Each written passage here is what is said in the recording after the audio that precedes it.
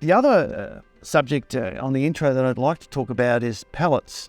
We've heard, particularly over recent times, many companies having issues managing this important asset. Now, a cost of a pallet, if you lose it, is around $50 to $55. So if you've lost thousands of pallets, that's a huge impost on the business. That could have been prevented if the proper measures were put in place. And here at State, we manage it very, very tightly. We have some software unique that we use here as well that helps audit that. But how do you go with pallets coming in and a truck arrives? What's our process with Shep or Loscombe? Our staff, both operations and administration staff, are very disciplined, very well drilled. They know that if there's a movement of a higher pallet, regardless, Shep, Loscombe, nothing comes in or goes out of any of our facilities without documentation. It's raised through our pallets management system. And we've got a lot of long-term employees here. They're all very well drilled in what we expect, and they do a very, very good job, particularly the girls in admin. And the operations guys will always check their work, so we've got a double check in place. They'll count their Sheps and Loscombes before they go out. If it doesn't match the paper, they'll get it corrected before it leaves. If it's conversely, if it's incorrect when it comes in, we contact the sender and say, you've got this wrong, this is what was actually received, and make sure that the integrity going into our pallet management system is as close to 100% as we can get. And to Penny and her girls in admin, they do a great job. Chris here and a couple of other supervisors, Ryan and Dan, they do a fantastic job. Very proud of all of them. Yeah, look, it's really fortunate that we have that skill set and experience within the business and that you manage it very well. I also know you use a software auditing what is called 2IC, yes, which allows you great visibility and transparency, so it picks up any discrepancies pretty quick.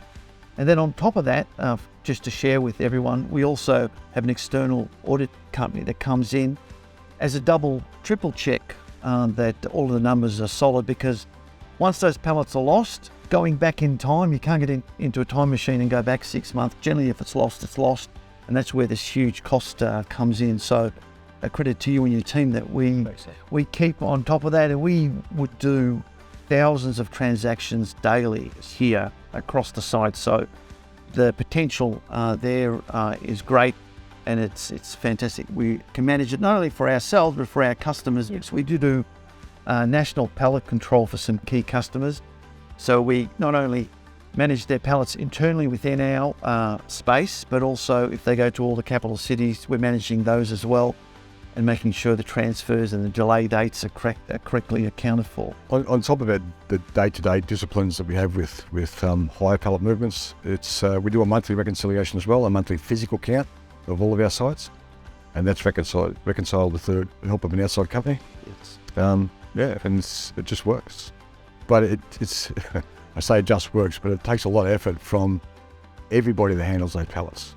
Administration for the paperwork, the operations guys out on the floor, everyone's attention to detail, and their efforts is, I think they're first class. I think they're pretty good. Well done and well said. And so with us is our warehousing operation, then there's our transport division, and we equally apply the same measures and metrics to manage pallets for our clients, where we do local deliveries or interstate deliveries on our transport division as well.